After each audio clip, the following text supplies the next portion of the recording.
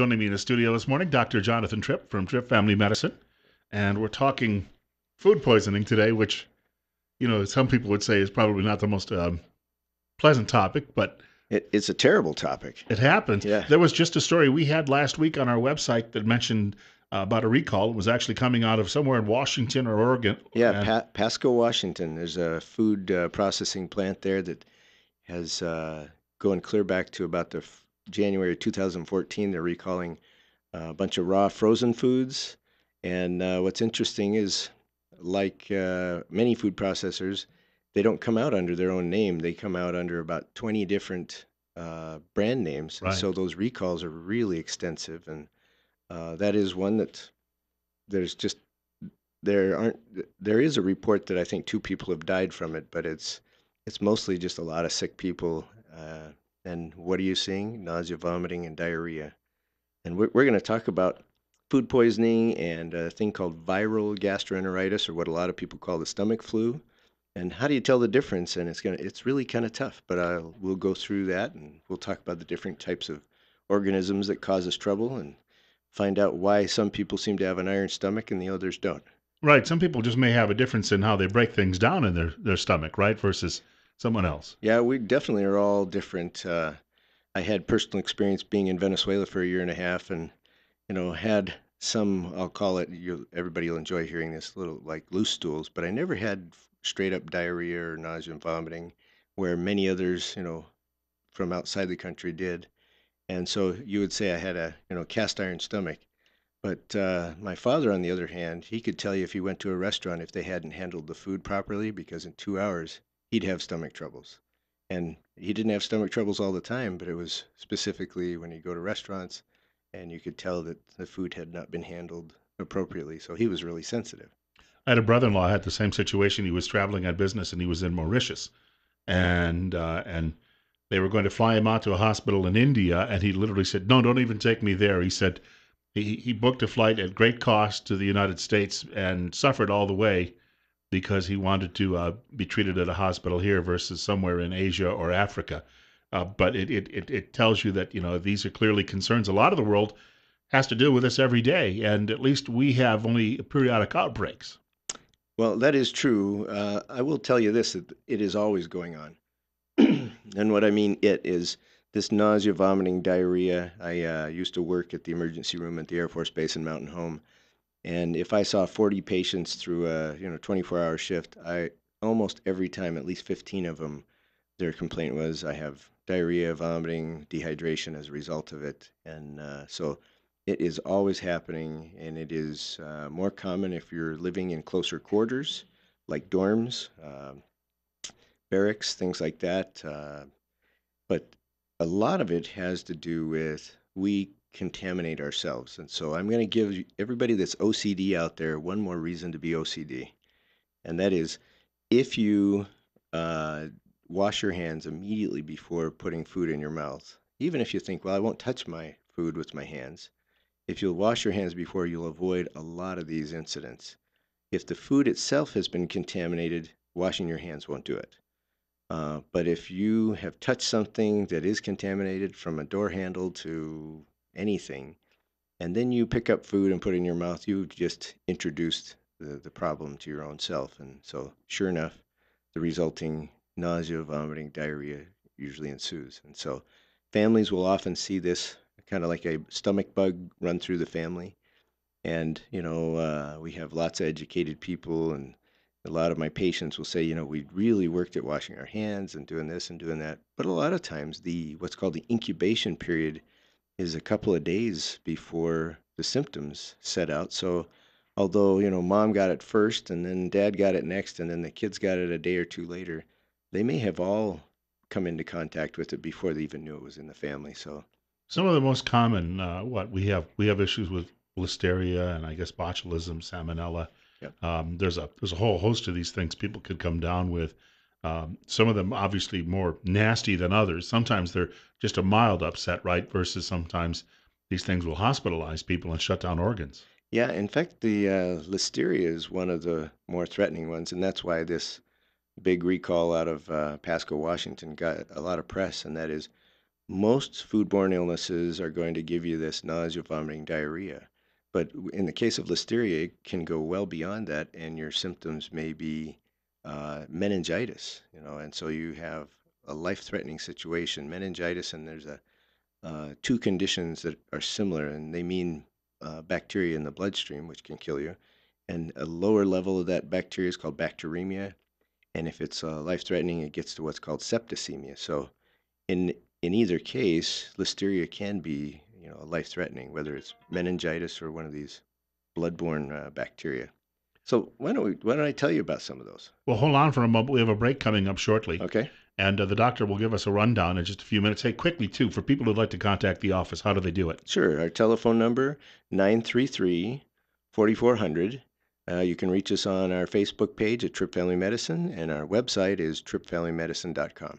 The show is Better Health with Tripp Family Medicine. We've got more coming up in just a few minutes on KLIX. Right now, we've got 20 minutes from 9 o'clock. It's 45. Dr. Jonathan Tripp joining us in studio this morning. And of course, Tripp Family Medicine does this with us on a weekly basis between 8:30 and 9 o'clock. Today, we have, I think, a fascinating topic because I don't know anybody out there who has not experienced some sort of GI issue after maybe having munched on something perhaps that might have been a bit contaminated. And you were going to run down a list for us as well. Yeah, I have a nice list set up by the Mayo Clinic to talk about what are the different kinds of foodborne illness. But first, let me tell you part of why I'm interested in talking about this subject is we see it a lot. There was the big news on the listeria breakout from the food processing plant in Washington, and that is a big deal. But this goes on every day, all the time, and it's an ongoing effort by our health departments to try to get people to wash their hands, to make sure they're handling meat, handling vegetables appropriately, so that when they are served or when they are processed, that they don't carry contamination with them. But the other thing is we're now to barbecue season, so we got lots of opportunity to have stuff out on the counter or out on the side of the grill waiting to grill it, and sometimes we don't get around to it quick enough, and things have laid out a while. In fact, we have a big event going on at our house this weekend because of the return of a daughter who's been gone for 18 months. And so they're cooking pork shoulders to do pulled pork. And we had two big shoulders, and so mind you, not cheap, in this big roaster that somehow got turned off last night, sometime in the night, probably slightly after midnight. But this morning, when we get up at 6 a.m., they're still warm to the touch, but not very warm. And so the question is, how long can you have something like that out and still feel good about eating it? And the answer, according to our agricultural, I want to say FDA, but it's just blanked on it. Our agricultural USD. USDA. There you go. There Yeah, you go. according Thank to you. USDA and Institutes for Health, they say anything that's been out more than 2 hours, you probably ought to discard. And so, especially with meats, this is one of those that can carry some pretty serious uh, bacteria or the toxins of the bacteria. So, if we reheated that pork, you'd say, well, we heated it, we killed everything. Well, you did kill the bacteria, but the toxins they produced for those 3 or 4 hours that it was laying out don't go away. They're still right there to cause you trouble. I guess it depends too on different foods like meat. Last week I left out a small block of Tillamook cheese, and I think the stuff is like gold. Yeah. It's the gold standard, I think, of cheese. But I went to work, came home, and realized I'd left it out on the counter all day long, and likely bacteria had grown on that over a course of 9 or 10 hours.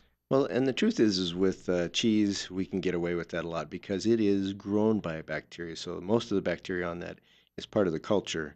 So if you see mold on cheese, at least the way my parents taught me is you cut off the mold and you're down to the good stuff again. Yeah, That's not true about meats and poultry and vegetables. Once they're contaminated, you're pretty well taking a risk by eating them. recooking or reheating or microwaving will that cure any of this or eliminate it? It will kill bacteria, and that's important for me to emphasize. Bacteria, when they do their stuff, they excrete bad stuff, which are called toxins. And those toxins do not get killed by the reheating process, and they will tear up your gut just like the bacteria themselves do. In fact, the bacteria, when they're in your gut, most of the time are not the problem, it's the toxins they produce. So Once those toxins are on the food, no amount of reheating is going to get rid of that. When someone comes down, and you heard my description of what happened to me after Thanksgiving 25 years ago, Yeah. the following day or after eating, it might have been that morning, uh, I, I had some serious issues, and I was in the bathroom for hours, and I just couldn't leave because of that, and I was dehydrated for the rest of the weekend and just exhausted because of the dehydration. I didn't see a doctor. I ended up after a couple of days of drinking a lot of water, getting back in the car and driving home. But if someone contacts you and they've got an issue like that, should they come and see you right away? I would say trying not to get everybody that ever had, one episode of diarrhea to the office. I would say if you're starting to get frequent diarrhea, more than once every couple hours, especially if you cannot keep water down, because if you're vomiting, the dehydration is the bigger issue. If we can get you through the infection, whether it's viral or bacterial, you'll do fine. You'll recover just like you did. But if you get too dehydrated, now it's a life threatening situation. So in the US, that almost never happens because we have such access to hospitals. And even in my clinic, I have people come in with these kind of symptoms, and we put an IV in them and give them a couple liters of fluid, and they feel 80% better. That doesn't mean I cured them, but boy, they sure feel a lot better and buys them some time for their body to get over this. So, yes, if you're, let me give you some of the things. This is, again, according to the Mayo Clinic, says frequent episodes of vomiting and inability to keep liquids down. These are bullet points about when to see the doctor. And this is probably the biggest for me is bloody vomit or bloody stools. So a lot of people have what I call fire hydrant diarrhea, just the absolute blowout, which everybody I think has experienced. And that's not the problem. The problem is when things become bloody, there's a different infectious agent going on usually. So diarrhea for more than 3 days, extreme pain, or severe abdominal cramping, and a temperature of 101 and a half or greater is not your typical viral illness. Now we're looking for bacterial foodborne illness. So signs or symptoms of dehydration are excessive thirst, dry mouth, little or no urination, severe weakness, dizziness, lightheadedness. In fact, if you're dehydrated, you stand up, you feel like you're going to fall down. You really do get lightheaded, especially if you get neurological symptoms like blurry vision or muscle weakness or tingling in the arms. It's time to see the doctor. You have a telephone caller, and caller, you're on the air with Dr. Jonathan Tripp at 850. Yeah, sometimes when you go to certain places, they get away with stuff, and other people don't. And when I was younger, I was always told if you expose yourself to some of this stuff, you'll build an immunity to it. Is that true or false? Ooh, that's a great question. The premise on exposing yourself to a toxin or to an allergen and developing tolerance to it, there is some truth to that. It is what the whole theory of homeopathic medicine is based upon. But we use it for allergies. In fact, if you've heard of people getting allergy shots to try to build immunity, they're doing very, very, very small doses of the same thing that causes them trouble. So there is some truth to that. But as far as exposing yourself to Salmonella or E. coli or Campylobacter, I think you're going to lose every time. And so I would not use that as a way to figure to get around food poisoning. It really is more about the handling of the food and the cleanliness of the environment as well as your hands. I saw a movie comedy some years ago where one of the main characters actually has been eating all sorts of terrible, terrible stuff to build up thinking he's building up a tolerance to it. But, as you said, toxins are going to happen, and tolerance may not necessarily be your friend. No, no, I think that would be a tough strategy. Want to point out Dr. Jonathan Tripp is in studio with us this morning. It's called Better Health with Tripp Family Medicine. And of course, you're listening to News Radio 1310 KLIX and newsradio1310.com. Question or comment for the doctor, 736-0300. That's 736-0300. We've got 47 right now and about 8 minutes until 9 o'clock. And I know there's a couple of other areas, too, you wanted to touch on as well. Yeah, one of the questions I always had was, how do you know it's food poisoning or whether this is a viral illness that you caught, just like you would a cold? And the answer is it's pretty tough to know unless you have multiple people and get the same symptoms almost at the same time from the same food. And that is about the only way we can say point the finger and say this is where it came from. So health department is often looking for people that have had symptoms. If you're the owner of the restaurant, it's true. You don't want to broadcast that, hey, I've had, 10 people call me about, diarrhea since they've been at our restaurant in the last few days. So it really is the health department that has to kind of put the puzzle together and say, this has been a problem. And then they try to address that by, shall we say, reinforcing correct handling techniques. But let me tell you some of the time frames. How do you know how far back it was? Because once you get sick, you always look back and say, "Oh, it was what I just ate an hour ago that caused me all the trouble." Rarely is that the case. There is one exception to that. It is Staph aureus. Staph is very common. It's a skin-related infection, so it can get spread pretty easily. But if you get staph, it's usually on meats, prepared salads, cream sauces, even cream-filled pastries that can spread by hand contact, even coughing and sneezing, and that will show up in 1 to 6 hours. So if you really have had food poisoning that you um, are in trouble within an hour, that's probably what it is Staph aureus. Many of the others is 24 hours to 3 days.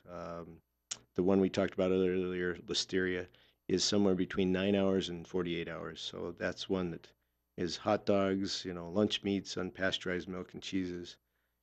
And so there's some that even wait for weeks before they show up. One called Giardia has to do with contaminated water. So if you're out hunting and you decide to, drink out of the stream, it might be a week later before you start getting the symptoms from that drink.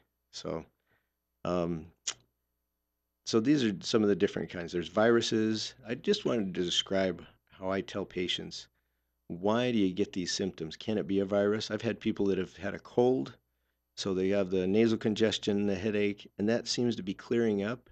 And immediately following that, they get this nausea, vomiting, diarrhea. And that can be part of a viral syndrome because the way your body gets rid of a virus is it's trying to flush it out. So if that's in your nose and your throat, you got nasal drainage and cough and things like that. If it's in your gut, your body is trying to vomit that out or, pull water from the rest of your body and give you the diarrhea so it can get rid of this thing that's causing it trouble. So it is your body's way of trying to shed it. So it's a natural process. And so if you have diarrhea because of a virus or because of a foodborne illness, you don't want to stop that in the first 12 hours. You really want to just go after the hydration and try to let the body do its thing because if you stop that up, you just incubate more of it and cause yourself trouble. I believe we have another telephone caller. And caller, you're on the air with Dr. Jonathan Tripp, and thank you for your patience. Good morning, gentlemen. With regard to cheese, if you cut the mold off, as Grandma suggested, can you use vinegar to stop the contamination, or what recommendation do you have? I'll listen off air. The recommendation I have is if you want to eat that cheese, cut a eighth or a quarter inch off all the edges and eat that cheese sooner than later. The vinegar is an acid. It's acetic acid. So in theory, you're using a pH difference or an acid to try to kill whatever's around, and that probably is effective. But I'm not quite sure how that affects your cheese. I bet it gets kind of soggy and but it may work. It's sure worth a try if that doesn't cause the cheese to be bad. But I would just say, if you want to cut a little mold off, make sure you got it all off, and make use of that cheese sooner than later. Some of the mold, even if you were to miss some of it, would it cause you any harm? Actually, there's some that will not. In fact, our antibiotic, the first antibiotic created, penicillin, comes from mold. And so I can't tell you all molds are wonderful because we know there's lots of scary things of black mold and respiratory troubles and all kinds of health problems. So I wouldn't say mold in general is a problem or is good for you, but there are some molds that, of course, you wouldn't get sick from.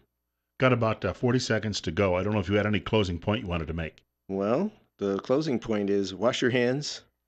Be picky with where you get your food. I would say raw vegetables, fruits, make sure you wash them off because they can be contaminated by anybody who picked it to who's putting it in a package, to the people in the store that are putting it out for you to take home. So wash those vegetables, wash your fruits, and you'll avoid things like hepatitis A, which is one we can now avoid with an immunization, but you'll avoid a lot of these things by just simply washing it off. And very quickly, again, for people who'd like to reach you at the office. Yeah, our phone number is 208-933-4400. Our website's trippvalleymedicine.com, and Facebook is Tripp Valley Medicine. My fingers sometimes just push the wrong button here, That's so. awesome. We'll see you in a few weeks. We'll have one of the PAs, I'm sure. Either Russell or Jeremy will be here next week, and they're working on a hot topic. It'll be good. All right. Want to thank Dr. Jonathan Tripp for joining us in studio this morning.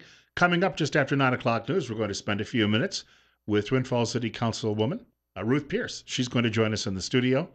And we've got plenty more coming up. Bill Colley with you as well on Top Story on News Radio 1310 KLIX and newsradio1310.com. It's 46.